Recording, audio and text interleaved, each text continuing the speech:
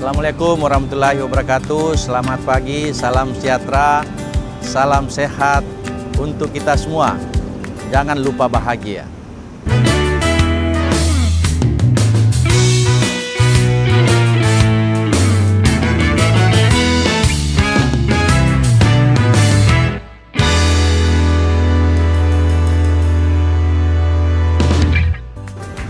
Hari ini secara khusus saya ingin memberikan ucapan selamat dan sukses bagi Anda yang dinyatakan lulus pada jalur SNBT UTBK tahun 2024 yang telah diumumkan pada tanggal 13 Juni 2024 pukul 15.00 waktu Indonesia bagian Barat.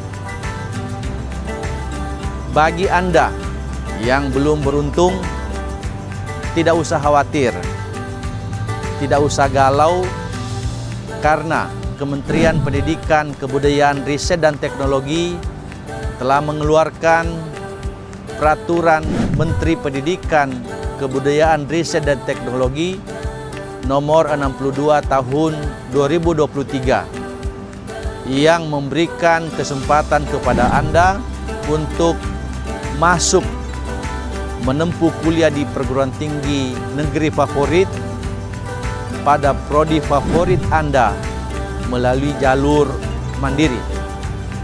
Sejatinya jalur mandiri itu tidak berbeda dengan jalur SNBP atau seleksi nasional berdasarkan prestasi dan seleksi nasional berdasarkan tes yang sudah diumumkan.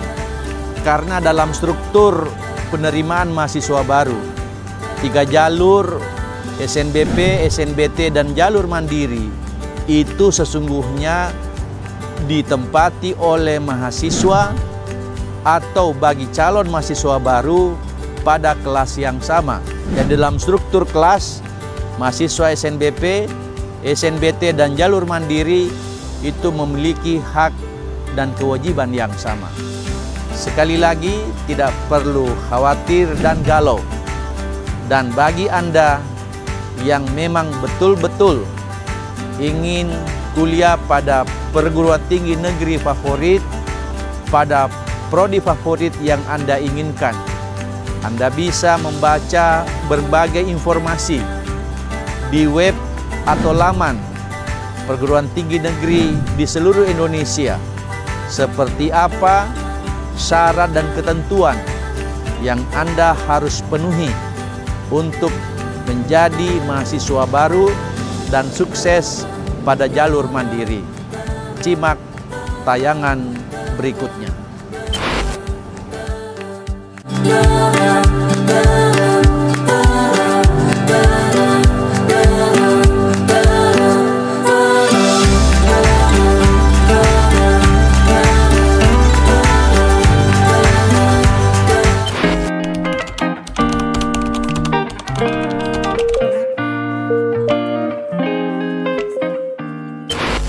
Nah, untuk jalur mandiri ada beberapa ketentuan khusus yang secara spesifik ditekankan di dalam permen ini. Di antaranya adalah bahwa pelaksanaan jalur mandiri itu harus berdasarkan hasil akademik dan dilarang keras untuk dikaitkan dengan tujuan komersial. Lalu dalam permen ini juga diatur tentang beberapa hal yang harus ada atau termuat di dalam pengumuman yang akan disampaikan oleh perguruan tinggi negeri.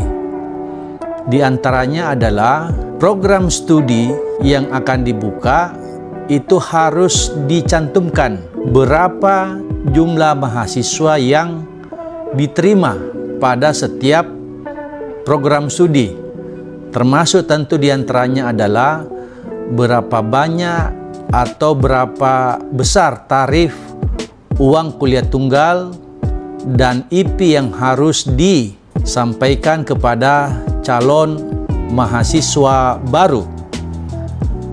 Yang kedua, di dalam pelaksanaan seleksi jalur mandiri ini juga harus dipastikan perguruan tinggi itu melaksanakan metode pelaksanaan seleksinya dengan cara apa. Kita tahu bersama ada 3 paling tidak yang boleh dipilih oleh perguruan tinggi negeri dalam menentukan model pelaksanaan seleksinya. Yang pertama adalah model seleksi mandiri yang ditentukan oleh perguruan tinggi negeri yang bersangkutan. Terus yang kedua, perguruan tinggi negeri juga dapat melaksanakan seleksi mandirinya dengan cara melakukan kolaborasi atau melaksanakan secara bersama melalui konsorsium perguruan tinggi negeri yang ada di Indonesia. Dan yang ketiga adalah model pelaksanaannya juga dapat berdasarkan atau mengambil nilai dari hasil UTBK tahun 2024. Perguruan tinggi itu dapat campur juga melakukan proses penilaian berdasarkan kategori, misalnya melaksanakannya secara sendiri, tetapi juga mempertimbangkan nilai dari hasil UTBK yang diperoleh oleh calon mahasiswa baru. Para calon mahasiswa baru jalur mandiri, masyarakat yang saya hormati, di dalam pelaksanaan jalur mandiri ini juga prakteknya, dan ini diatur dalam ketentuan Permendikbud yang dikeluarkan tahun 2023 yang lalu, bahwa perguruan tinggi negeri itu juga dapat melaksanakan seleksi mandiri dengan melakukan kerjasama dengan mitra internasional. Lalu pertanyaannya, mitra internasional itu yang mana? Ada 3 mitra internasional yang bisa kita sebutkan. Yang pertama itu adalah tentu saja mitra internasional dengan perguruan tinggi yang ada di luar negeri. Yang kedua, juga dapat melakukan seleksi mandiri dengan bermitra dengan dunia usaha, dunia industri, atau dunia kerja yang ada di luar negeri. Dan yang ketiga, pelaksanaan jalur mandiri itu juga dapat dilakukan oleh perguruan tinggi negeri dengan lembaga-lembaga lain yang tentu saja kita sudah memiliki informasi tentang reputasi, rekam jejak dari lembaga yang akan melakukan kerjasama dengan perguruan tinggi negeri, apalagi dengan model kerjasama dalam jalur mandiri. Para calon mahasiswa baru dan generasi pemilik masa depan yang saya hormati, mungkin ada yang bertanya, bagaimana dengan daya tampung atau kota dari jalur mandiri? Dalam ketentuan Permendikbud ini, secara umum disampaikan bahwa jalur-jalur penerima mahasiswa baru itu diantaranya jalur SNBP, jalur SNBT, dan jalur mandiri. Jalur SNBP bagi perguruan tinggi negeri Satker dan BLU berlaku ketentuan minimal 20% untuk jalur SNBP, minimal 40% untuk jalur SNBT, dan maksimal 30% untuk jalur seleksi mandiri. Sementara untuk perguruan tinggi berbadan hukum atau PTNBH berlaku ketentuan minimal 20% untuk jalur SNBP, minimal 30% untuk jalur SNBT, dan maksimal 50% untuk jalur mandiri. Nah, kalau kita lihat kondisi ini, ada ketentuan khusus yang juga dapat dilaksanakan oleh perguruan tinggi negeri. Ketentuan itu diatur secara tegas dalam Permendikbud ini, yaitu bagi perguruan tinggi negeri yang setelah melakukan pengumuman seleksi SNBP tidak mencukupi total daya tampung yang mendaftar ulang yang dinyatakan lulus di SNBP, maka kota itu dapat dipindahkan ke jalur SNBT. Demikian pula jika setelah pengumuman SNBT itu kemudian ada yang tidak mendaftar ulang, maka hal itu dapat dialihkan ke jalur mandiri. Itulah mengapa sebabnya sesungguhnya kota dari ketiga jalur ini untuk SNBP itu pakai kata minimal atau minimum, juga untuk jalur SNBT pakai kalimat minimum. Tetapi untuk jalur mandiri itu memakai kalimat maksimum. Para mahasiswa yang saya hormati, sahabat perspektif yang saya muliakan, kalau kita lihat dari prinsip pelaksanaan tes jalur mandiri ini, maka pemerintah melalui Permen ini juga mengatur tentang yang namanya sanggah kelulusan. Bagi calon mahasiswa baru yang dinyatakan tidak lulus, maka dapat melakukan sanggah. Sanggah itu bisa dilaksanakan selama 5 hari kerja. Tentu dengan catatan ketika melakukan sanggahan harus ada bukti. Peraturan Menteri Pendidikan Kebudayaan ini juga mengatur tentang kanal pengaduan.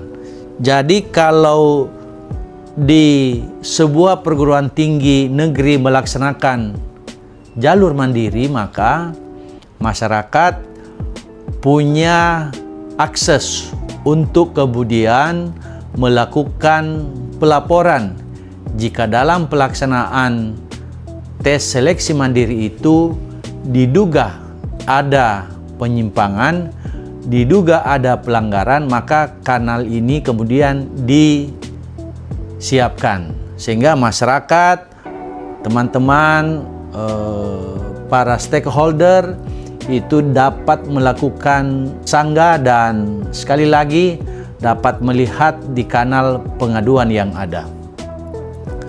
Teman-teman yang saya hormati, ada yang bertanya, dan ini biasanya terjadi dalam masa-masa pelaksanaan jalur mandiri. Apakah perguruan tinggi negeri itu hanya satu kali melakukan tes seleksi mandiri?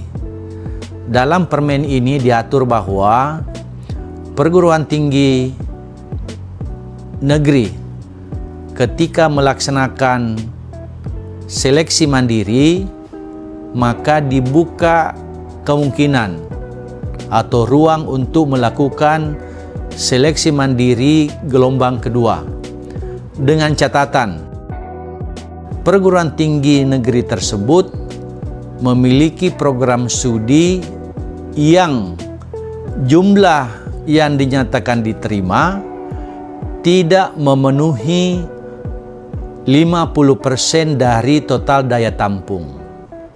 Jadi kalau misalnya tidak cukup 50% daya tampungnya, maka program studi tersebut dapat dibukakan kembali pada seleksi mandiri gelombang kedua. Sampai kapan? Dalam permen ini dinyatakan bahwa pelaksanaan tes seleksi mandiri itu maksimal dilaksanakan pada tanggal 15 Agustus tahun berjalan. Nah, itulah kemungkinan yang dapat dilaksanakan di perguruan tinggi negeri hari ini. Teman-teman sekalian, sahabat perspektif yang saya muliakan, bagaimana dengan waktu seleksi, waktu pendaftaran, dan syarat-syarat yang lain? Maka khusus di Universitas Negeri Makassar, Anda dapat lihat di laman berikut ini.